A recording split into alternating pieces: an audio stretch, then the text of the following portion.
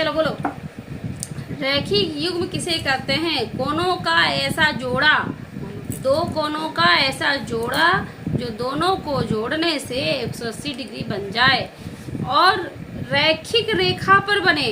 रैखिक रेखा बोलने का मतलब एक सीधी रेखा, सीधी रेखा पर कोई भी लाइन ऐसे खड़ी है या ऐसे खड़ी है या ऐसे भी खड़ी है, सीधी भी खड़ी है, तो भी ये दोनों जोड़ा जो है वो रैखिक युग्म बना रहा है। रैखिक युग्म मतलब लीनियर पेयर, पेयर मतलब जोड़ा, जैसे शूज का जोड़ा होता है, दूठा होता है, इसलिए पेयर सॉक्स बोलते हैं उसको। इसी तरह रैखिक युग्म दोनों मिल करके बन गया 180 डिग्री। क्या बनेगा? 180 अब एक कितना भी हो, दूसरा कितना भी हो, एक अगर हमारा 170 है, 170 एक ही में चला गया, दूसरा कितना बचेगा? 10 डिग्री। दोनों मिलके 10 डिग्री। हाँ, दोनों मिलके 180, दोनों मिलके 180, दोनों में कितना जा सकता है? लेकिन अगर दोनों में बराबर भी है, अगर एक में पता ली एक में 90 है तो दूसरे में ऑब्वियसली 90 होगा, क्योंकि दोनों जोड़ के क्या बनेगा?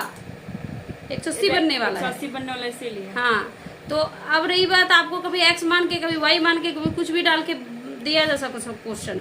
एक दिया रहेगा तो दूसरा निकालना पड़ेगा, एक दिया रहेगा दूसरा निकालना पड़ेगा, ऐसा क्वेश्चन है। तो अब क्वेश्चन पे आते हैं। समझ गए रैखिक युग्म क्या है? रैखिक युग्म एक फॉर्मूला है। ज्योमेट्री पढ़ रही हो? क्या पढ़ रही हो? ज्योमेट्री को हिंदी में क्या बोलते हैं? रेखागणित। रेखागणित ज्योमेट्री में ये रेख, कोण और रेखा का चैप्टर है। रेखा और कोण चैप्टर है 9th क्लास में, 6 या 5 चैप्टर है जो भी है ना, 6 चैप्टर है। जो भी 6 और उससे मतलब हमें नहीं, हमें सीखना ये रेखा और कोण है, यानी रेखा है ना जी, रेखा का यूज हो रहा है ना, हाँ। कोण बन रहा है ना, इसलिए इसका इस चैप्टर का नाम क्या पड़ गया? रेखा और कोण। उसी से रिलेटेड यहाँ सारा सवाल होगा। या त्रिभुज नहीं घुसा देगा, चतुर्भुज नहीं घुसा देगा, आयत वर्ग नहीं घुसाएगा इस चैप्टर में, या सांख्यिकी का कुछ नहीं घुसा देगा, या अलजेब्रा का कुछ नहीं घुसा देगा। यहाँ पर रेखा और कोण से ही रिलेटेड तुम्हें क्वेश्चन बनेगा। ठीक है, समझ में आई? तो यहाँ हम लोग पढ़ रहे थे रैखिक युग्म। तो रैखिक युग्म क्या होता है? ऐसे दो कोणों का युग्म जिसका जोड़ योगफल 180 डिग्री हो। समझ गई? अब भूलना मत।